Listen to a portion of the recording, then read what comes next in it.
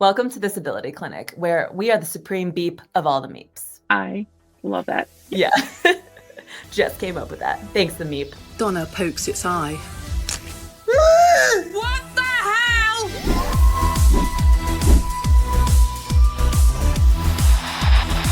I'm your host, Dr. Stephanie Van. I'm a Vietnamese woman with long dark hair, wearing a white blouse and gray vest, sitting in front of a colorful bookshelf featuring a Dalek on a t-shirt and Your TARDIS teapot.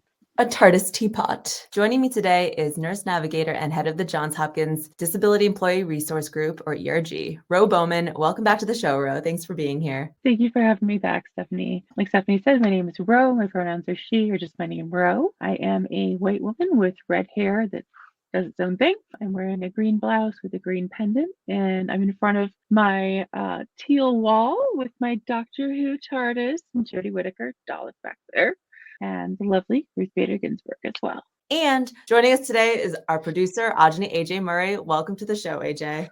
Hi, great to be here. I am an African American male sitting in my power wheelchair. I have my headphones on, and I have a salt and pepper beard and a short haircut. I'm so excited because today we are going to watch Doctor Who Special 1, the first of 3 new Doctor Who episodes celebrating the show's 60th anniversary, and also marking the return of producer Russell T Davies and the winning combo of David Tennant and Catherine Tate, reprising their roles as the Doctor and Donna Noble. In the words of River Song, spoilers. Absolutely, spoilers. After a very long time.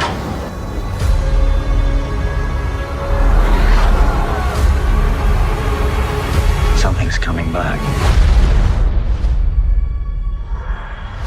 I did watch Doctor Who, but I'm going to be watching it again. It was great to see the representation, but I also felt like I was sneaking in on a party that I don't know anything about. Hey, it's never too late to get on the Doctor Who train. I love that this is your introduction to Doctor Who because Doctor Who is a long-running series. It started in the 1960s or something.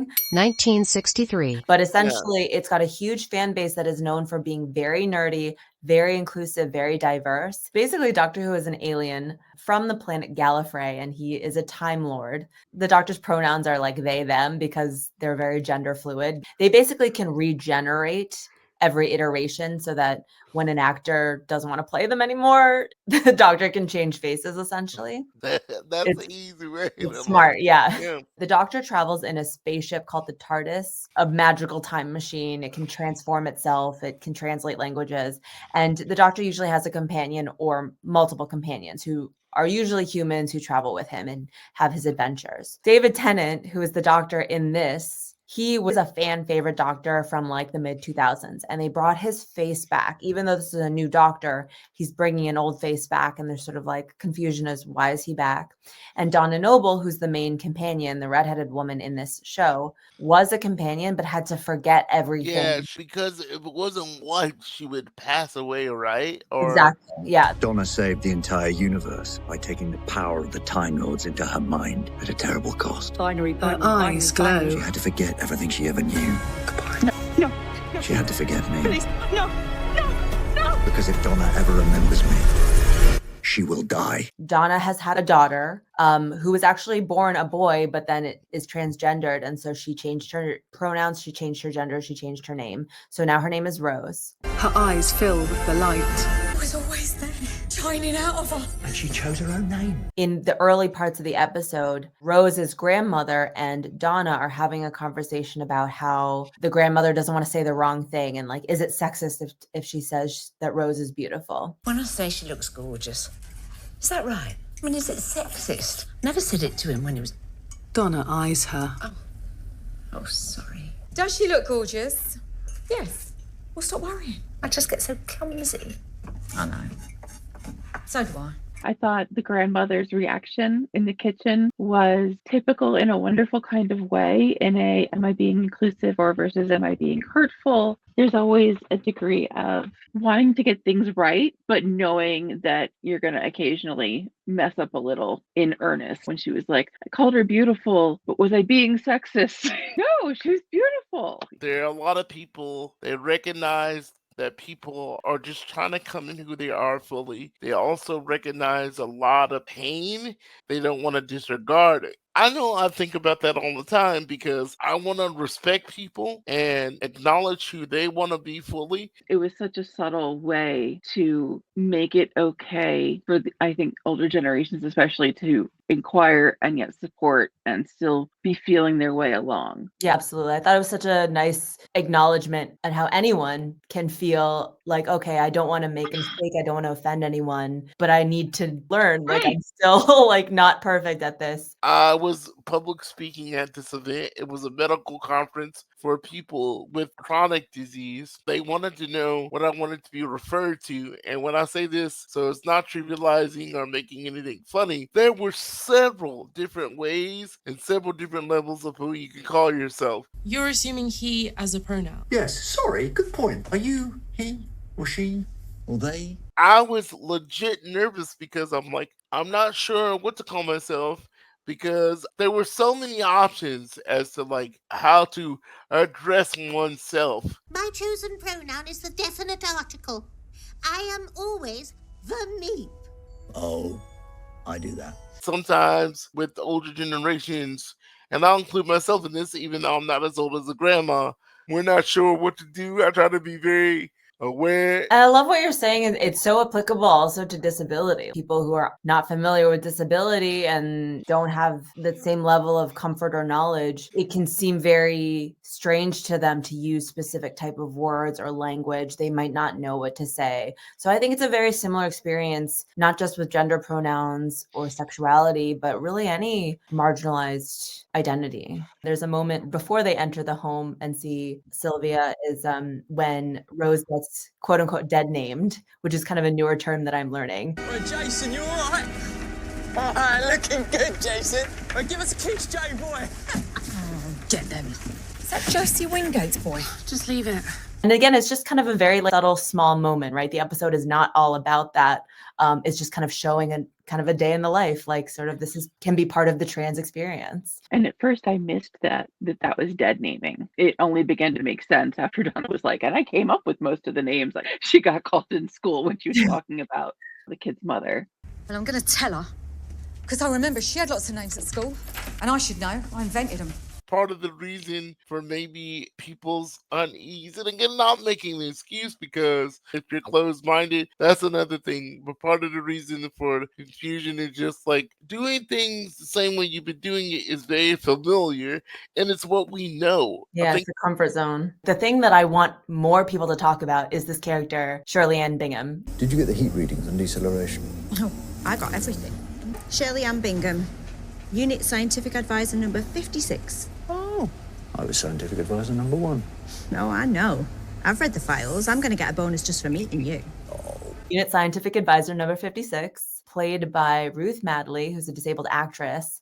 She's a wheelchair user. She's also ambulatory. She has spina bifida. She's appeared previously in other BBC productions, and she first worked with Russell T Davies in a show called Years and Years. And she works a lot with a charity called Whiz Kids. What did you think when you first saw her on screen? It was just incredible because it's just very regular. Like she's done this before. It's not like you need any help or this is a very special episode. It's Yeah.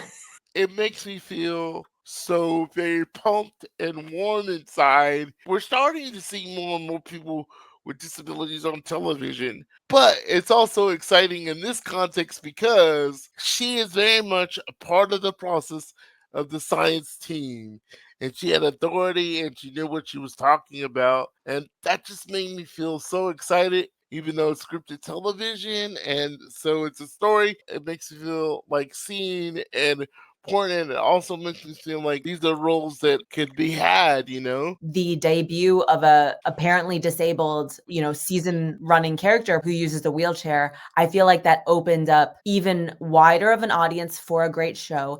And the fans of Doctor who are wheelchair users, and they're already fans, they are celebrating because the reason why this happened is because the showrunner, Russell T Davies, got a letter from a fan of Doctor who's a wheelchair user, and she basically was thanking him and also saying she wished she could travel with the Doctor, but the TARDIS was not wheelchair accessible, and that clicked for him. That's what has prompted this change. The moment when the soldiers needed to go up the stairs. Ah, That's, sorry about the stairs, but Geneva says to go in immediately. Don't make me the problem, just get in there. The unit commander leads a group of soldiers up metal stairs to a walkway leading to the spaceship's closed door. Don't make me the problem. Just go do the thing. That's worth so much as far as, folks with mobility challenges go and how easily the world just expects us to be able to run up the stairs. I love that that was included because hopefully that gives people, again, that mental check. Is this accessible? I think it's one of those things where we know how long processes are. Her already knowing that she's able to say, there's no time we can't have this conversation. I'm already used to the fact that there's some places that I go and there are no stairs. She was trying to help him adjust to reality. She's fine with it because she's already aware. You're right. I think it does reflect how well adjusted she is. I think it was fine for him to apologize about the stairs. I don't think that was a wrong thing, but it's so nice to see her just really graciously move past that so quickly. Yeah, because we're used to that. And so, Not my first staircase. yeah, it's like you don't have to apologize. We see it, so we know we can't go up the stairs.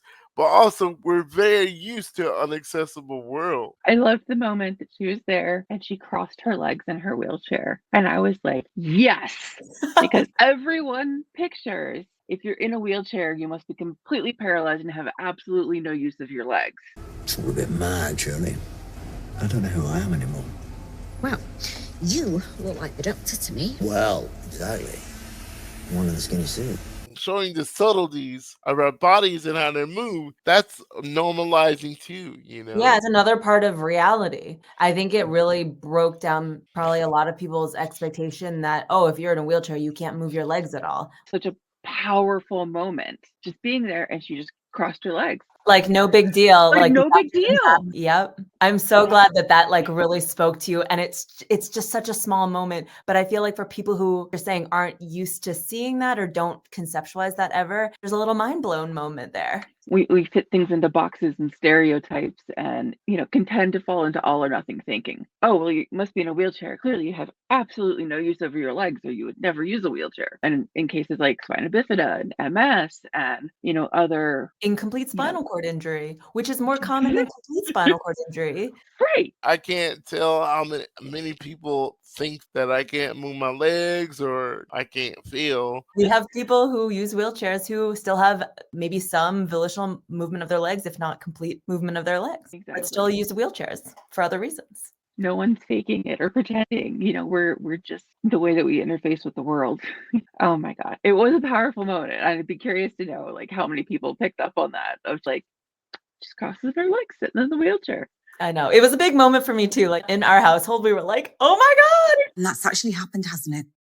Oh, yeah. If you enjoyed this breakdown and want to see more shows that celebrate diversity and accessibility, hit that like button and subscribe to Disability Clinic. Follow us, hit like, and subscribe.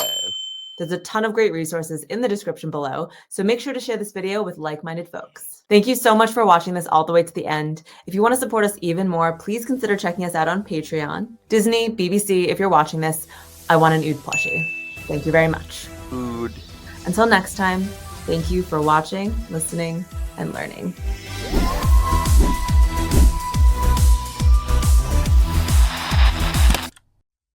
Don't turn your back, don't look away, and don't blink.